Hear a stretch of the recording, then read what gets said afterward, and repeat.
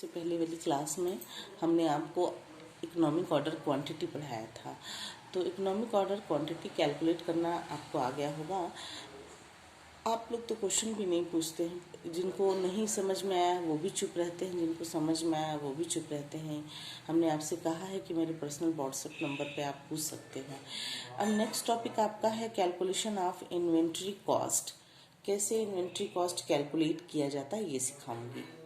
Statement of inventory control, inventory cost, क्योंकि inventory control is an important part of the inventory cost. तो material control में inventory control एक important part है। तो पहला बच्चों आपको इन्वेंट्री कॉस्ट, तो इसका स्टेटमेंट तैयार किया जाता है। इसको ITC भी बोलते हैं, ठीक है। आप दो कॉलम बना लीजिएगा, एक पर्टिकुलर्स का और एक अमाउंट का। Total material cost R into P। R is annual requirement and P is price per unit. R is annual requirement and P is price.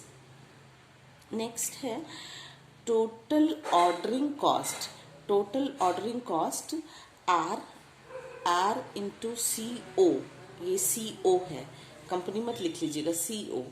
R annual requirement, CO ordering cost per unit divided by OQ ordering cost per unit. फिर next है आपका C total carrying cost is equal to है OQ into CC carrying cost per unit divided by 2। ये आप जो है calculate करना सीख लीजिए। और क्या होता है क्या, ये भी मैं लिख दी हूँ, देखिए।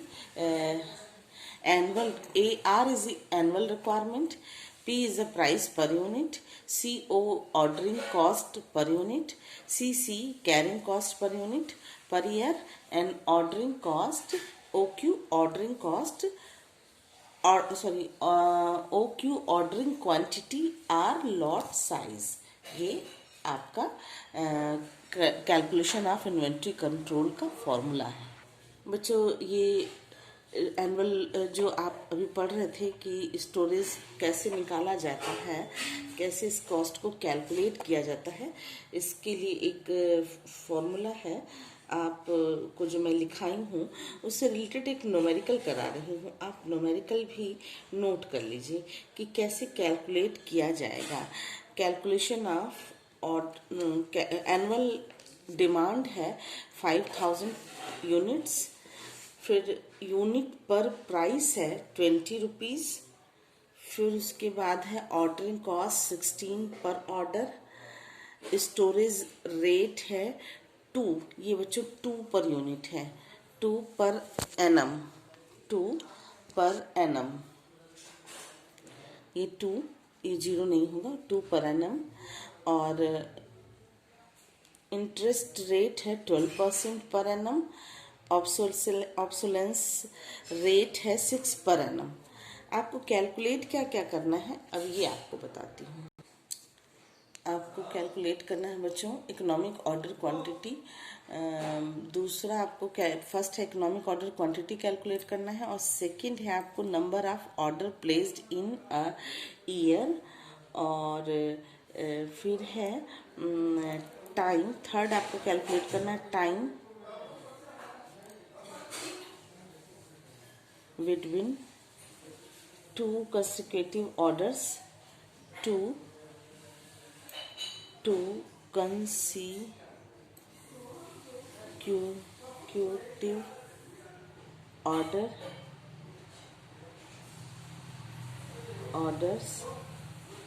consecutive orders की मीनिंग होती है लगातार दो आदेशों के मध्य का जो समय होता है उसको कंसेक्यूटिव बोलते हैं। आप देख लीजिएगा, time between two consecutive orders, जो लगातार दो आदेशों के मध्य का समय होता है उसको बोलते हैं। और फोर्थ आपको कैलकुलेट करना है, जो फोर्थ कैलकुलेशन है वो है टोटल इन्वेंट्री कॉस्ट। टोटल आपको कैलकुलेट करना है total inventory cost. Total in cost आपको ये बनाना है, ठीक है। तो सबसे पहले आप न्यूमेरिकल में उनको देखिए, न्यूमेरिकल में सॉल्यूशन कीजिए। वेयर सबसे पहले देखिए न्यूमेरिकल में वेयर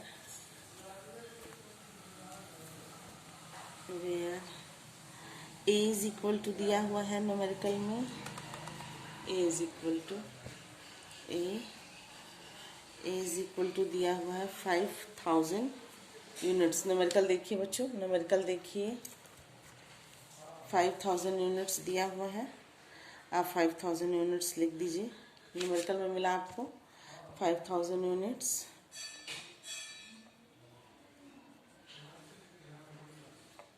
बी दिया हुआ है ₹20, बी दिया हुआ है ₹16 and C is equal to 2 into 12 into 6 is equal to 20%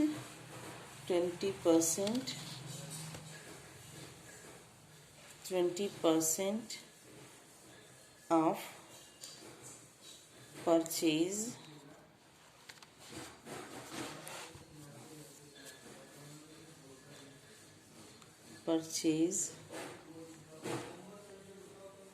price. तो ये हो जाएगा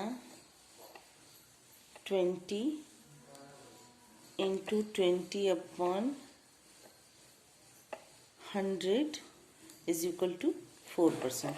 यानी कि सी की वैल्यू आप कैसे निकालेंगे? सी आपके न्यूमेरिकल में सी ए बी सी तीन चीज़ें चाहिए। जो आपका न्यूमेरिकल है, आपको सी की वैल्यू कैसे निकाल रहे हैं? सी टू रुपीज़ पर 2% पर एनम, 12% पर एनम दिया हुआ है आपको। स्टोरेज रेट दिया हुआ है आपको 2% पर एनम। इंटरेस्ट रेट दिया है 12% per annum and obsolescence rate दिया हुआ है आपको 6%। तो आपने जब जोड़ दिया तो टोटल आ गया आपका 20% परचेज प्राइस। तो 20% परचेज प्राइस आपको दिया हुआ है ₹20। तो 20 इंटू 20% तो आ रहा है रुपीज़। आपका जो आएगा वो आएगा ₹4।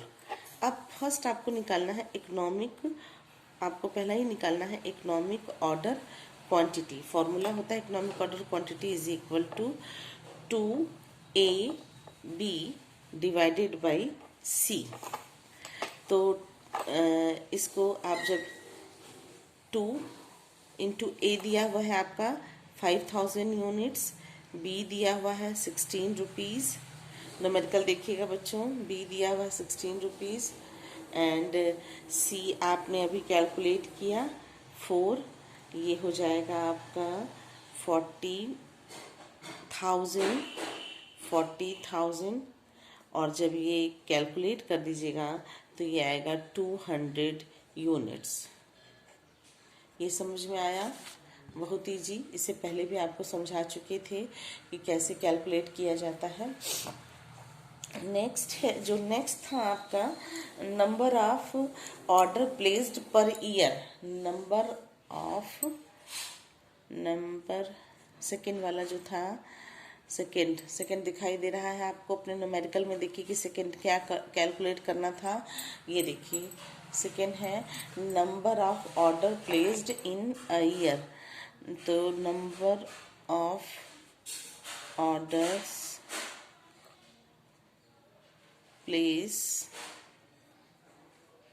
placed in a year, ठीक है। तो बच्चों नंबर ऑफ प्लेस्ड कैसे करते हैं, निकालेंगे आप। आपका फॉर्मूला हो जाएगा A/EOQ, ये फॉर्मूला ही होता है। तो ए दिया हुआ है, एनुअल कंजम्पशन कितना दिया हुआ है 5000, एनुअल कंजम्पशन 5000 यूनिट्स दिया हुआ है। एंड EOQ आपने कैलकुलेट किया है अभी आपका 200, तो ये हो जाएगा आपका 25 ऑर्डर्स। ठीक है, ये आपको समझ में आ गया होगा, 25 ऑर्डर्स। नेक्स्ट इसी से रिलेटेड थर्ड निकालना है जो आपका बच्चे, देखिए थर्ड कैसे निकालेंगे।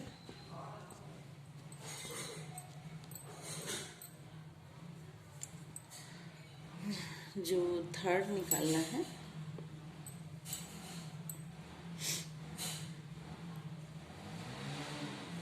Time between two consecutive orders, time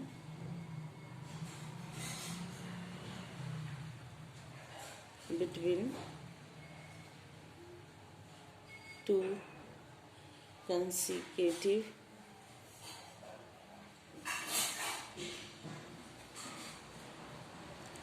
orders. ठीक है, टू कंसेक्यूटिव ऑर्डर्स ये आपको निकालना था। इसका फॉर्मूला है 12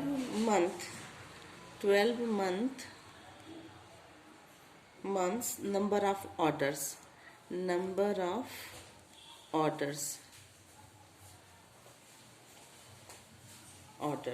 ठीक है, तो 12 month divided by number of orders कितना है। नंबर ऑफ ऑर्डर्स आपके न्यूमेरिकल में भी कैलकुलेट किए थे, देखिएगा पुराने उसमें नंबर ऑफ ऑर्डर्स है 25।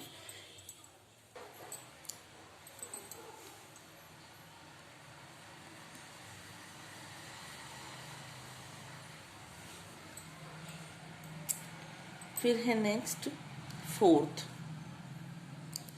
आपको बनाना था statement of total inventory cost.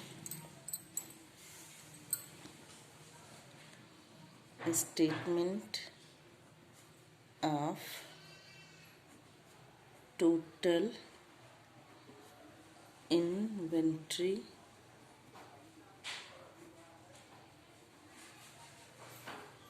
Cost, आपको ये बनाना है टोटल इन्वेंटरी कॉस्ट।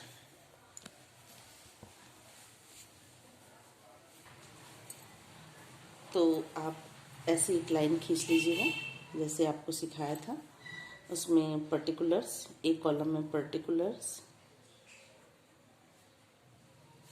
और अमाउंट लिख लीजिएगा,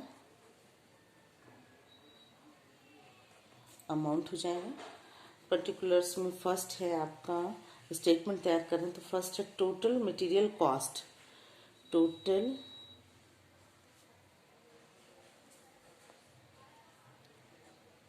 material cost is equal to होता है A इंटू P। तो A है एनुअल कंजम्पशन आपका और P है प्राइस, तो ये हो जाएगा 5000 इंटू 20, ऐसे हो जाएगा। तो ये आएगा रुपीज़, आपका आएगा रुपीज़ आएगा 1 लाख। ठीक है, फिर है टोटल ऑर्डरिंग कॉस्ट, सेकेंड है आपका टोटल ऑर्डरिंग कॉस्ट। और टोटल ऑर्डरिंग कॉस्ट है टोटल तो लिखे ही नहीं, गलत यहाँ पे, टोटल ऑर्डरिंग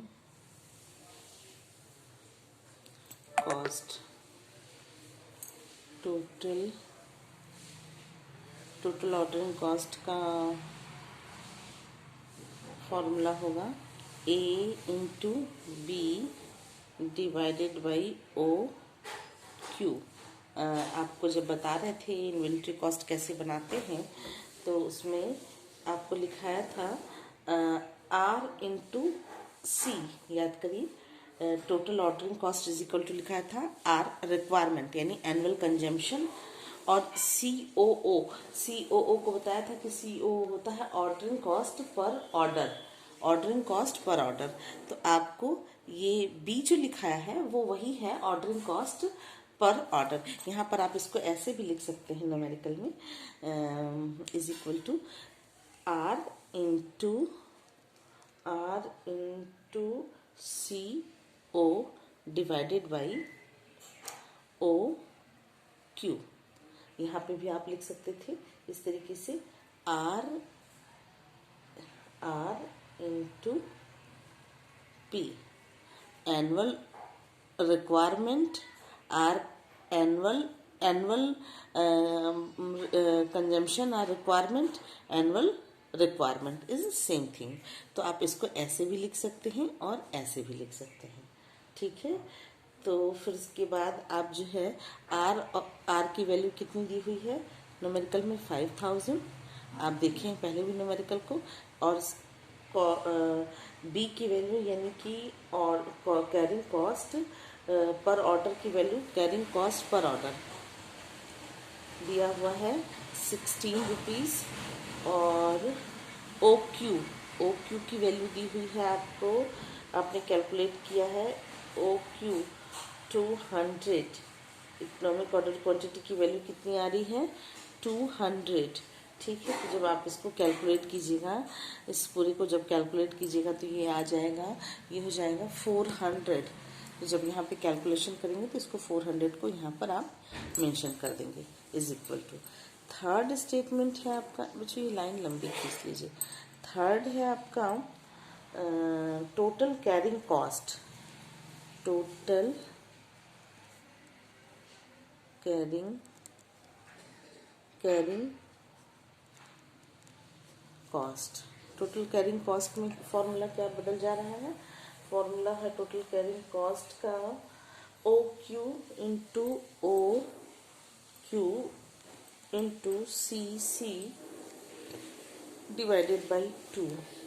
तो O divided by 2, O Q क्या है, ओ क्यू है आपका 200 एंड सी आपका जो है सी है carrying cost per unit 4 rupees दिया हुआ है, और डिवाइडेड निकाली है आप 2 आया। तो इसको कैलकुलेट करेंगे तो ये भी आपका आएगा 400, ठीक है। अब आप टोटल इन तीनों को निकालने के बाद आप टोटल इन्वेंट्री कॉस्ट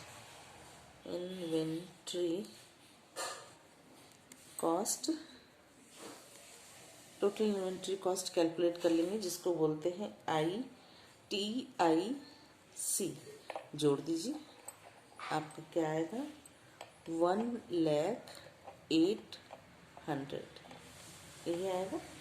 बच्चों ये न्यूमेरिकल हो गया आपका, आप इसको देख लीजिए, बहुत ईजी, कोई दिक्कत नहीं, समझने में आपको हो रहा होगा, इसको कोई प्रॉब्लम नहीं है इसमें। आपका ये आंसर आ गया, ये रुपीज़ में आएगा आंसर, यही आपका आ रहा है TIC, total inventory cost, total inventory cost देख लीजिए 1,08,000 इन टोटल इन्वेंट्री कॉस्ट। बच्चों आपको अगर ये न्यूमेरिकल नहीं समझ में आया, मैं क्या पढ़ा रही हूँ नहीं समझ में आता है, तो आप मेरे पर्सनल व्हाट्सएप नंबर पर मैसेज करके या कॉल करके पूछ सकते हैं, क्योंकि आपके 3rd सेमेस्टर का, 5th सेमेस्टर का, 1st सेमेस्टर का एग्ज़ाम हर हाल में होगा।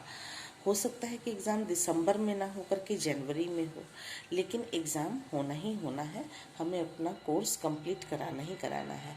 अब साथ साथ में अगर आप मेरे पढ़ते रहिएगा तो आपकी प्रॉब्लम सॉल्व हो जाएगी, और नहीं साथ में पढ़ेगा तो फिर वही दिक्कत आएगी कि हम लोग कुछ पढ़े ही नहीं, हम लोग कुछ पढ़ाया ही नहीं गया, हम लोग को जो पढ़ाया जाता था वो समझ ही में नहीं आता था, ये सारे एलिगेशंस आप लगाएंगे। इसलिए ध्यान रखिएगा इस चीज़ को कि आपका एग्ज़ाम होना ही होना है और आपको पढ़ना ही पड़ेगा। नेक्स्ट क्लास में आपको आगे जो पढ़ाऊंगी वो पढ़ाऊंगी बिन कार्ड कैसे बनाया जाता है। स्टोरिंग कंट्रोल का एक फॉर्म है बिन कार्ड। वो बिन कार्ड के बारे में बताऊंगी कि बिन कार्ड कैसे क्या होता है। मैं अभी आपको एक वर्बली मीनिंग बता दूं कि बिन कार्ड एज अ एलमीरा। जैसे आपको अगर पर्सनल एक अलमीरा दिया जाए और आपसे कहा जाए कि 4 खाने हैं अलमीरा में और उन चारों खानों में आप अपने आप को एडजस्ट कीजिए, व्यवस्थित कीजिए कि कैसे आप अलमीरा में अपने उन चारों खानों में कपड़ों को रखें। कपड़े का अलमीरा है बच्चों। सबसे पहले आप क्या करते हैं कि आप एक सेफ उसमें रखते हैं, सेल्फ में, जिसमें केवल वूलन कपड़े रखे जाएं।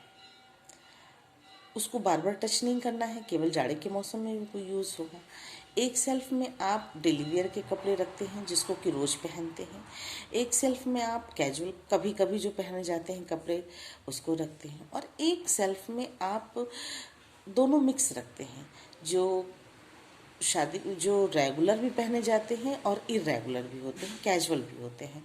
तो आपको अपना सेल्फ, जिस तरीके से आप अपने सेल्फ को अलग अलग तरीके से रखते हैं, अलग अलग समय के लिए अलग अलग तरीके से उसको सिस्टमेटिक वे में सजाते हैं, वैसे ही बिन कार्ड भी होता है।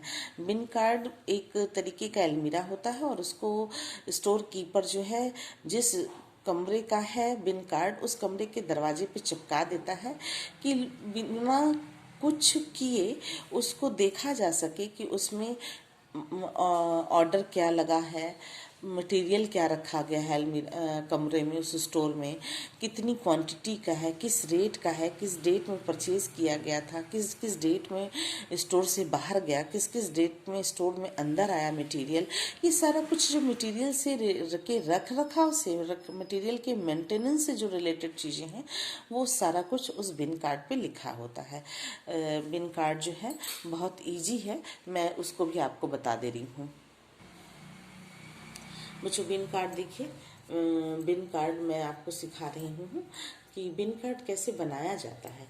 तो बिन कार्ड, बिन नंबर होगा, डिस्क्रिप्शन ऑफ द मटेरियल होगा, ये लेफ्ट हैंड में लिखेंगे, फिर कोड नंबर होगा, फिर स्टोर लेजर फोलियो नंबर होगा, और राइट हैंड में लिखिएगा मैक्सिमम लिमिट, मिनिमम लिमिट और reorder quantity level. Reorder level, reorder level का मतलब होता है कि क्या रीऑर्डर की क्या लेवल है, ठीक है। Reorder level, reorder maximum level, minimum level, reorder level, ठीक है बच्चों। इसके बाद नेक्स्ट जो है, इसको कैसे बनाया जाता है, 3 कॉलम होगा आपका। एक रिसीव्ड का कॉलम होगा, एक इशूड का कॉलम होगा और एक बैलेंस का कॉलम होगा, ठीक है। तो रिसीव्ड में जब आप जाएंगे तो 3 चीज़ें होंगी। एक होगा डेट का कॉलम, दूसरा होगा मटेरियल रेट रिसीप्ट, ये लिखिएगा material receipt note number. Material यहाँ लिख दे रही हूँ, मटेरियल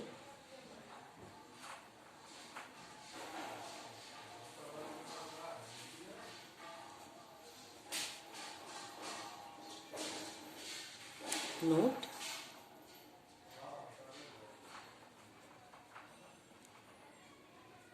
ठीक है, ये मटेरियल रिसिप्ट नोट नंबर ये होगा आपका।